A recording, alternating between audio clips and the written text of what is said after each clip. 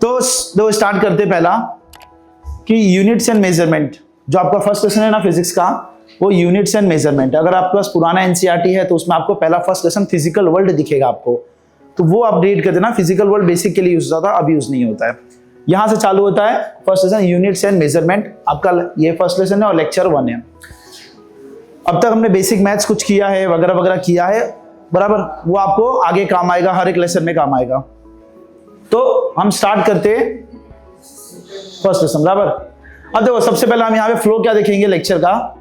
तो लेक्चर में फ्लो देखने वाले पहला आज का टॉपिक में ज्यादा नहीं देख पाएंगे, इंट्रोडक्शन देखेंगे और कुछ फिजिकल क्वांटिटीज देखेंगे, बराबर। ये 2 चीज हम देखने वाले हैं। तो आज का टॉपिक में हम 2 चीज देखेंगे, एक तो बेसिक इंट्रोडक्शन देखेंगे और दूसरा हम फिजिकल क्वांटिटी के बारे में देखेंगे। ये टॉपिक है, आज का टॉपिक है, इस लेसन का टॉपिक नहीं है। तो स्टार्ट करते थे, चलो। सबसे पहले आप सोचो कि क्वांटिटीज के बारे में आपको क्या पता है। क्वांटिटीज मतलब कुछ भी चीज सोचो, लेंथ, हाइट, वेट, कुछ भी चीज हो सकता है क्वांटिटी। वो नाम है लेसन का यूनिट्स एंड मेजरमेंट। ये क्यों नाम पड़ा, क्या है, वो थोड़ा आपको लेसन में फ्लो में पता चलेगा। चलो, तो हम लेसन स्टार्ट किया हमने सबसे पहला अपना फर्स्ट लेसन देखा है जिसका नाम है यूनिट्स एंड मेजरमेंट। अच्छा, यूनिट्स एंड मेजरमेंट सबसे बेसिक लेसन है। उसमें उतना आपका बेसिक मैथ्स यूज नहीं होने वाला है, थोड़ा जनरल मैथ्स यूज होगा बस, और बेसिक मैथ्स यूज नहीं होगा। जो आपने बेसिक मैथ्स सबसे सीखा है वो आपका नेक्स्ट लेसन से स्टार्ट होगा। तो सबसे पहला जो लेसन स्टार्ट होता है ना, ये चीज होता है क्वांटिटीज। कोई भी चीज समझो, कोई भी चीज हो गया, मतलब लेंथ हो गया, हाइट हो गया, वेट हो गया, कुछ भी समझो, बराबर। अब वो उसको बेसिक कोई पैरामीटर बोले, उसको क्वांटिटीज बोल सकते हो। अब ये इसमें एंगर आ गया, ये लव आ गया, अब ये सब क्या है ये। अब इसमें से अगर मैं पूछूं कि कितने क्वांटिटी को आप मेजर कर सकते हो, माप सकते हो, तो इसमें पूछूंगा क्या वेट को माप सकते हो, माप सकते हो ना, हाइट को, इसको, इस सबको आपको दिख रहा है, इस सबको माप सकते हो, टाइम को माप सकते हो, बराबर, टेम्परेचर को माप सकते हो, लेंथ को माप सकते हो, इन दोनों को माप सकते हो। अगर इसको माप सकते हो, सोचो अगर इसको माप सकते तो कितना अच्छा रहता कि सिलेक्शन अच्छा हो जाता। भाई तू ज्यादा है, तेरा 60% है, तेरा 80%। वो ऐप में मत जाना कि ऐप में दिखाता किसी किसी ऐप में है ये मैच, वो वाला नहीं। तो हाँ, तो वो चीज नहीं, यहां याद रखो। मतलब इसको आप बेसिकली कुछ यूनिट नंबर में नहीं माप सकते हो। जैसे 1.5 किलो, 2.5 किलो से नहीं बोल सकते कि मुझे 1.5 किलो पसंद है, तू वो बोलेगा नहीं मुझे तो 2.5 किलो पसंद है। या एंगर को भी नहीं माप सकते हो। हाँ, बहुत ज्यादा गुस्सा है, कम, कितना, नंबर में नहीं माप सकते हो, बराबर। जिसको आप इन सबको आप नंबर में माप सकते हो। हाइट है 10 मीटर, 5 मीटर, 2 मीटर, ये सबको नंबर में माप सकते हो, लेकिन इन दोनों को नंबर में नहीं माप सकते हो, बराबर। कितना है, ज्यादा या कम, ये बोल सकते हो, लेकिन नंबर में बता नहीं सकते हो, बराबर। आज तो कोई बना नहीं है मशीन जो इसको नंबर में बता दे। तो ऐसे क्वांटिटीज के बारे में पहले हम स्टार्ट करेंगे। तो ये 2 चीज आपको दिख रहा होगा, 2 कैटेगरी। एक अभी कितना टाइम हो रहा है, अभी टाइम हो रहा है ना, अभी देखो 8:21 हो रहा है, माप लिया, बता दिया, नंबर में बोल दिया ना, हो गया। मापना मतलब टाइम को मापना नहीं, लेंथ, टाइम का मतलब जिसको नंबर में बोल सकते हो। ऐसे क्वांटिटी जिसको नंबर में आप इंडिकेट कर सकते हो, बराबर।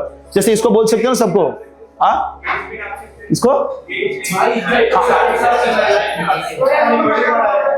तो एज तो बोल ही सकता है ना, आधार कार्ड में कुछ लिखा रहता, देखा होगा।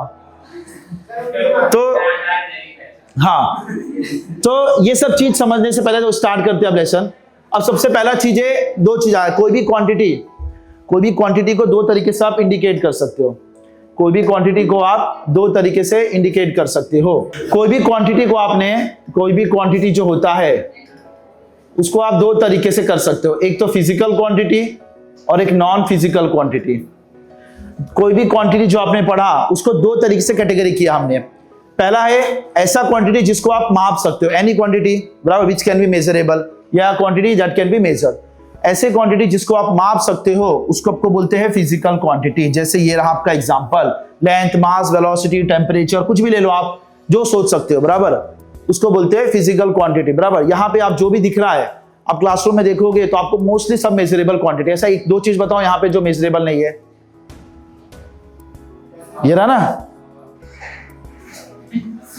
क्लासरूम में ये भी तो होगा, एक दूसरे के बाजू में बैठा तो ये भी तो होगा, बराबर। वो उसके तो फिजिकल क्वांटिटी कोई भी क्वांटिटी है जिसको आप मेजर कर सकते हो, उसको बोलते हैं फिजिकल क्वांटिटी, बराबर। जैसे लेंथ, मास, वेलोसिटी, टेम्परेचर, टाइम हो गया, डिस्टेंस हो गया, स्पीड हो गया, फोर्स हो गया, ये सबको आप माप सकते हो इन टर्म्स ऑफ नंबर में। आप इसको नंबर में बोला जा सकता है, नंबर और यूनिट तो सबके पास होता है, नंबर में बोल सकते हो 10, 5, 3, 2, 1, मैग्नीट्यूड में बोला जा सकता है, थोड़ा सा आगे स्पेसिफाई करेंगे। तो ऐसे क्वांटिटी जिसको आप सिंपली माप सकते हो, बराबर, उसको हम बोल सकते हैं फिजिकल क्वांटिटी, बराबर।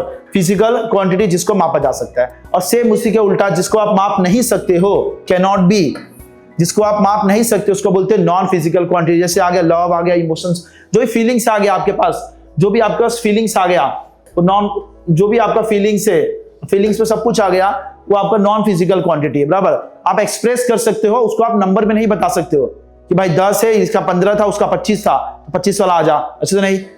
तो फीलिंग्स को आप नंबर में नहीं बता सकते हो, ना ही यूनिट में नहीं बता सकते हो। तो ऐसे क्वांटिटी को बोलते हैं नॉन फिजिकल क्वांटिटी। और जब इसको माप ही नहीं सकते तो इसको पढ़ना क्या, तो हम इसको आगे नहीं पढ़ेंगे। आप ये आप खुद से पढ़ लोगे, ये सब आप सेल्फ पढ़ लेते हो, ये सब आप सेल्फ स्टडी पढ़ ही लोगे, ये सब आप सेल्फ स्टडी कर लोगे, बराबर। इसको हम नहीं पढ़ेंगे, आप खुद से पढ़ लोगे, हमें यही पढ़ना है। सो क्लास 11th में हमें फिजिकल क्वांटिटी से स्टार्ट करना है, बराबर। ये सब आप खुद से पढ़ लोगे, आधे लोग तो पढ़ भी लिए होंगे। चलो, तो ये दो क्वांटिटी आपको समझ में आए। कोई भी क्वांटिटी, कोई भी चीज, सब स्टार्ट होता है कि लेसन में कोई भी क्वांटिटी को दो पार्ट में डिवाइड किया है। देखो लेसन का बेसिक है, यहीं से फंडामेंटल यूनिट बनेगा, मतलब बेस बनेगा। तो कोई भी क्वांटिटी को दो पार्ट में डिवाइड किया, एक तो फिजिकल, एक नॉन फिजिकल। फिजिकल मतलब जिसको माप सकते हो, नॉन फिजिकल जिसको नहीं माप सकते हो, सिंपल है। अब आगे देखो, अब आते हैं फिजिकल क्वांटिटी पे, क्योंकि हमको नॉन फिजिकल तो पढ़ना ही नहीं है। नॉन फिजिकल जिसको माप ही नहीं सकते उसको कैसे पढ़ोगे, बराबर। हालांकि पढ़ा जा सकता है, इसका भी स्टडी होता है, लेकिन हमें नहीं पढ़ना है। फिजिकल क्वांटिटीज के बारे में हम पढ़ते स्टार्ट करते हैं। देखो, अब फिजिकल क्वांटिटी क्या होता है, आपने पढ़ा कि ऐसे क्वांटिटी, अब थोड़ा सा साइंटिफिक डिफाइन लिखा है, कुछ नहीं। अब नॉर्मल डिफाइन भी लिखोगे तो भी चलेगा, जो पीछे डिफाइन लिखवाया वही आप डिफाइन लिखो, वही जो आपने डिफाइन लिखा पीछे वही आप लिख सकते हो कि any quantity which can be measured, बराबर। अब फिजिकल क्वांटिटी तो पढ़ना है, लेकिन ऐसे क्वांटिटी होने चाहिए जो हमें काम आए, कुछ फिजिक्स के लॉ में काम आए। ऐसा नहीं कुछ भी कि सीमेंट है, सीमेंट तो माप सकते हैं, ये रेती पड़ा है, ये माप सकते हैं, बराबर। ये कचरा गिरा है, आधा किलो कचरा, वो भी माप सकते हैं। तो वो हमें क्या लॉ में काम आ रहा है, वो कचरे से न्यूटन्स लॉ कहाँ निकालोगे, कुछ निकालोगे नहीं ना। तो फिजिकल क्वांटिटी में ऐसे फिजिकल क्वांटिटी लेने हैं जो हमें काम आए, जो कुछ लॉ, फिजिक्स के लॉ को एक्सप्रेस करने के लिए काम आए। जैसे वेलोसिटी हो गया, फोर्स हो गया, बराबर, डिस्टेंस, ये सब कुछ भी हो गया, ये सब काम के आएंगे। जैसे डिस्टेंस, डिस्प्लेसमेंट, ये सब जो आप पढ़ते हो इससे आगे काम आएंगे, बराबर। जैसे आप बोलोगे कि ये बलून में स्ट्रिंग लटक, 4 स्ट्रिंग लटक रहा है, ये भी 4 में काउंट कर लिया, फिजिकल क्वांटिटी है, लेकिन उसका क्या काम है, उसका हमें इधर क्या काम, कुछ काम नहीं। तो वो सबको हमें इग्नोर करना है। फिजिकल क्वांटिटी ऐसे क्वांटिटी जो इसको माप सकते हो, सिंपल डिफाइन लिखोगे पीछे वाला वो भी राइट है, उतना भी चलेगा, बराबर। यहां पे थोड़ा सा एक्सप्रेस किया है कि इसको साइंटिफिक लैंग्वेज में एक्सप्रेस करना चाहिए या कुछ लॉ इंक्लूड होने चाहिए वगैरह वगैरह। तो ये फिजिकल क्वांटिटी देखा। इसमें भी दो टाइप क्लासिफाई कर सकते हो फिजिकल क्वांटिटी में। सो पहला होता है फंडामेंटल और दूसरा होता है डिराइव। फंडामेंटल को बेस भी बोला जाता है, फंडामेंटल क्वांटिटी को हम बेस क्वांटिटी भी कहते हैं। फंडामेंटल क्वांटिटी को बेस क्वांटिटी भी कहते हैं, बराबर। अब दो क्वांटिटी क्या है, फंडामेंटल और डिराइव। सुना है फंडामेंटल, फंडामेंटल का बेसिक मतलब। तो फंडामेंटल क्वांटिटी समझो, हम समझते, चलो दो चीज समझा, स्टार्टिंग समझो, अब लेसन फ्लो जाओगे ना तो इसी पड़ेगा। पहला है क्वांटिटी क्या होता है, कोई भी चीज, मान लो एनीथिंग। अब क्वांटिटी को दो पार्ट में डिवाइड कर दिया, एक जिसको माप सकते हो उसको फिजिकल क्वांटिटी, एक जिसको नहीं माप सकते उसको नॉन फिजिकल क्वांटिटी। अब जिसको माप सकते हो वही पढ़ना है हमको इस लेसन में, आगे फ्लो वही जाना है। इसके भी आगे सब डिवीजन होते जाएंगे, बराबर, कैटेगरी आते जाएंगे। तो जो पहला माप सकते हैं उसको पढ़ना है, फिजिकल क्वांटिटी बोलते हैं। अब फिजिकल क्वांटिटी के भी दो पार्ट अभी आए, पहला एक फंडामेंटल क्वांटिटीज और एक डिराइव्ड क्वांटिटीज। फंडामेंटल क्वांटिटीज मतलब जो दूसरे पे डिपेंड नहीं है, आत्मनिर्भर बोलते हैं ना, वो जो किसी और पे डिपेंड नहीं है, ऐसे क्वांटिटी जो किसी और से नहीं बने हैं या किसी और पे डिपेंड नहीं है, ऐसे क्वांटिटी को बोला जाता है फंडामेंटल क्वांटिटी या क्वांटिटीज। और डिराइव्ड में समझ में आया, डिराइव्ड जो दूसरे से बना है। जैसे आप अभी हो तो आप एक डिराइव हो, क्यों, क्योंकि आप पापा मम्मी से आए हो, बराबर। पेरेंट्स, मान लो आपके ग्रैंड पेरेंट्स से नहीं है तो आपके पेरेंट्स हो गए फंडामेंटल, वो भी किसी पे डिपेंड नहीं है।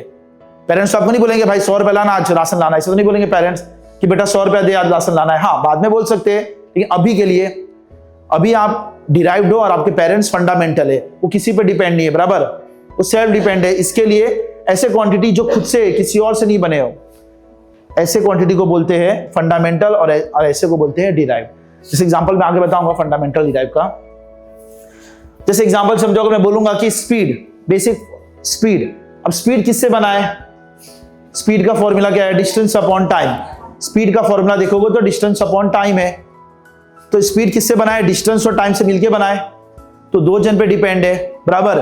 डिराइव मतलब जो दूसरे फिजिकल क्वांटिटी पे डिपेंड रहे, तो ये डिस्टेंस और टाइम पे डिपेंड है, तो ये डिपेंडेंट आ गया, यानी कि ये डिराइव क्वांटिटी। मैं बोलूंगा मास, मास का फॉर्मूला बोलो, बोलूंगा टाइम, अब बोलोगे speed equal to distance upon time, time निकाल देते स्पीड, ये नहीं, ये तो डिराइव से निकाला ना। जनरल फॉर्मूला मास का क्या है? कुछ नहीं। टाइम का फॉर्मूला क्या है? कुछ नहीं। तो वो इंडिपेंडेंट क्वांटिटीज है, बराबर, वो इंडिपेंडेंट क्वांटिटीज, तो उसको बोला जाता है फंडामेंटल क्वांटिटीज, बराबर। तो ऐसे पूरी जो फिजिक्स समझो या पूरी केमिस्ट्री या कोई भी सब्जेक्ट, ये फंडामेंटल क्वांटिटी से ही मिलके बना है। ऐसे 7 फंडामेंटल क्वांटिटीज होते हैं, उससे ही पूरा फिजिक्स बना है, पूरा केमिस्ट्री बना है, बराबर। उसके सिवा और कोई क्वांटिटीज नहीं होते। जो भी आप फॉर्मूला डिराइव करते हो, फोर्स, मोमेंटम, वेलोसिटी, एक्सेलरेशन, सभी के सभी इस फंडामेंटल से ही बने हैं, बराबर। कोई 2 फंडामेंटल क्वांटिटी से मिलके बना फिजिकल से, कोई 4, कोई 6, कोई 8 वगैरह वगैरह। तो ये चीज आप आगे देखते हैं। तो पहला हम देखते हैं फंडामेंटल क्वांटिटीज। सो देखो फंडामेंटल क्वांटिटी क्या होता है, बराबर। इसको लिखा है यहाँ पे बेस क्वांटिटी भी कहा जाता है। लिखा है अ फिजिकल क्वांटिटी या any physical quantities which does not depend on other physical quantity, यानी कि एक दूसरे पे डिपेंड नहीं होना। ऐसे फिजिकल क्वांटिटी जो दूसरे पे ना डिपेंड हो, इंडिपेंडेंट हो, ऐसे को बोलते हैं फंडामेंटल क्वांटिटी, बराबर। पहले आपने देखा कोई भी चीज क्वांटिटी को 2 पार्ट में डिवाइड किया। फिजिकल क्वांटिटी जो मेजरेबल है, नॉन फिजिकल क्वांटिटी जिसको माप नहीं सकते हो। फिजिकल को मैंने आगे क्लासिफाई किया, फिजिकल में 2 पार्ट आए, fundamental quantity and derived quantity.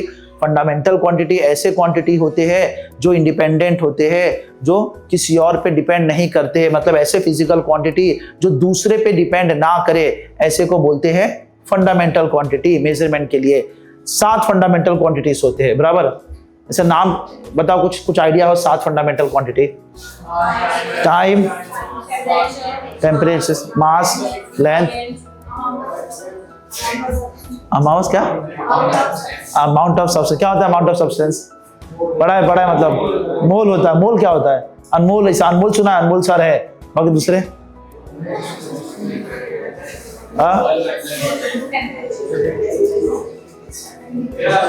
क्या होता है?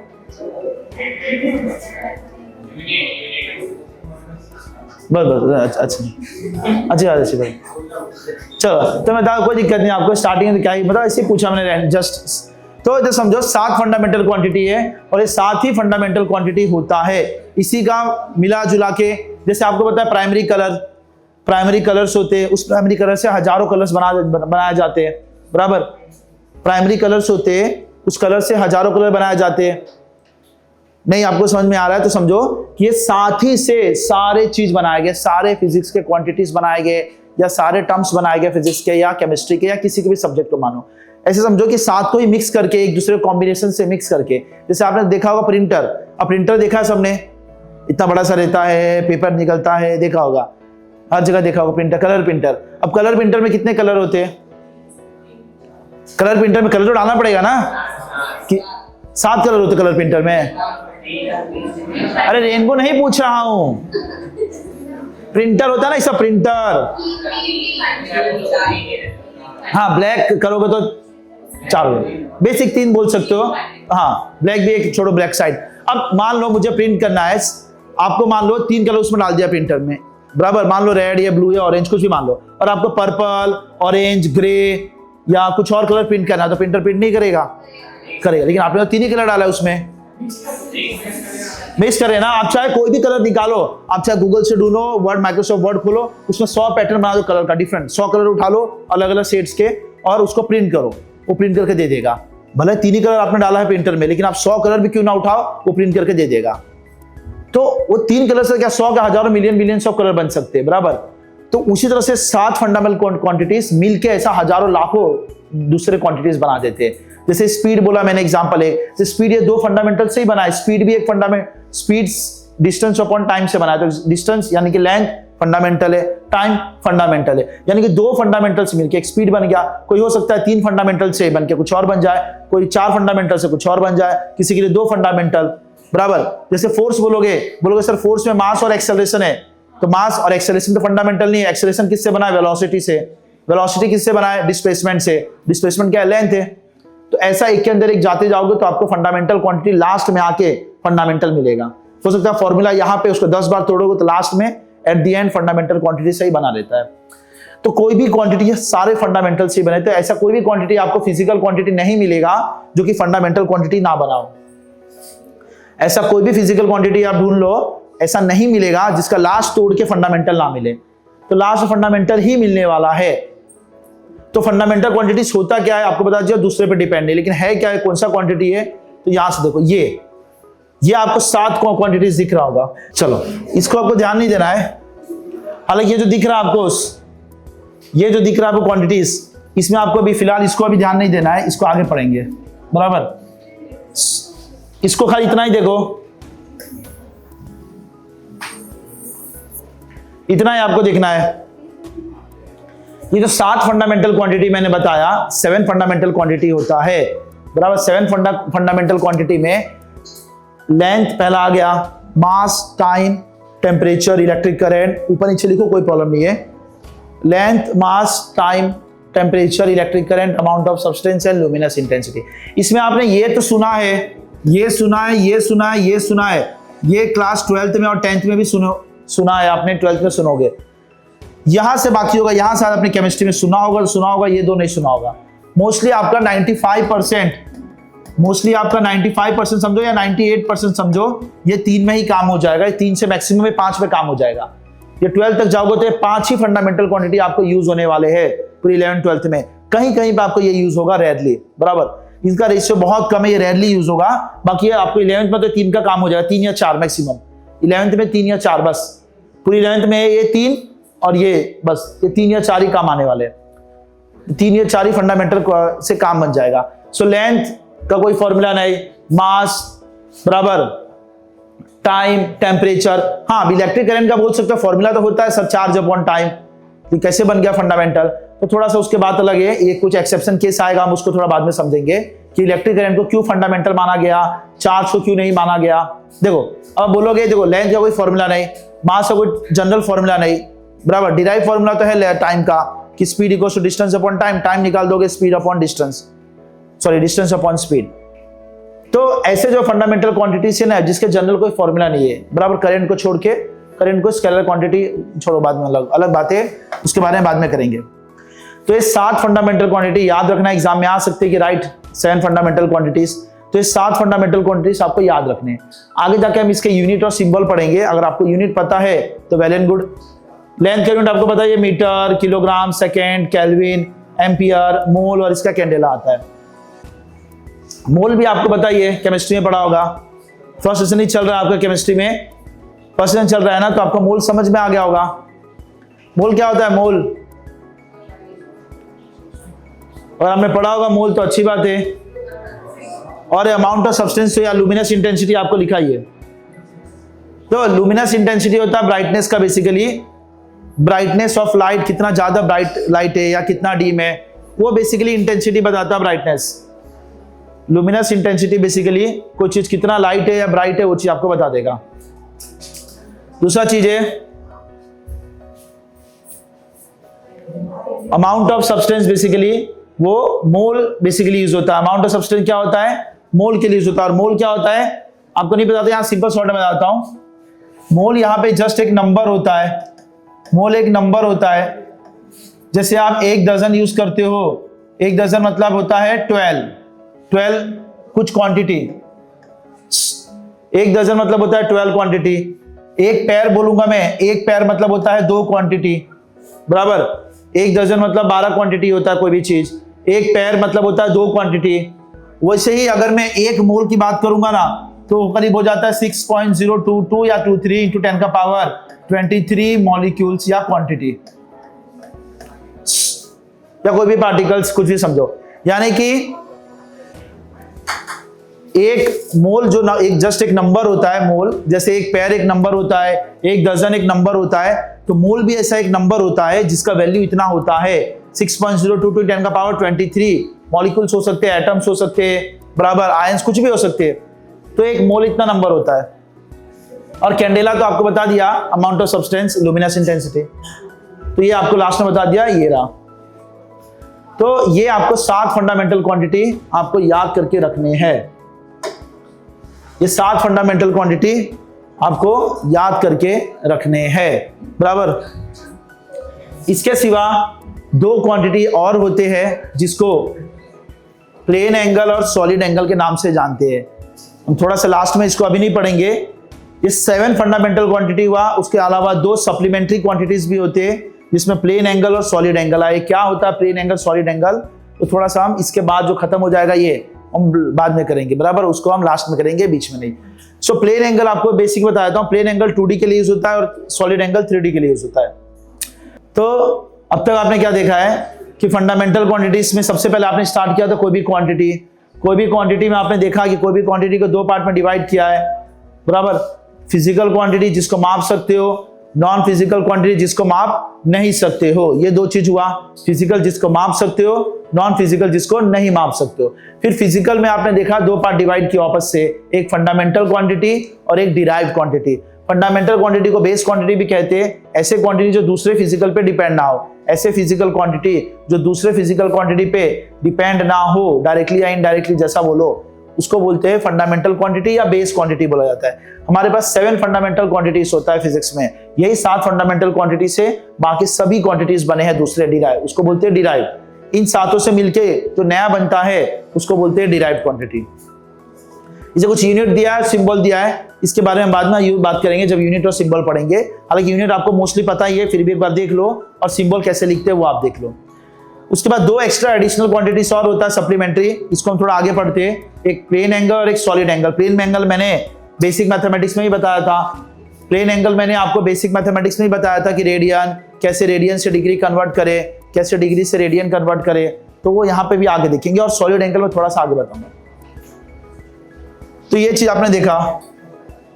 दूसरा देखो डिराइव्ड क्वांटिटी,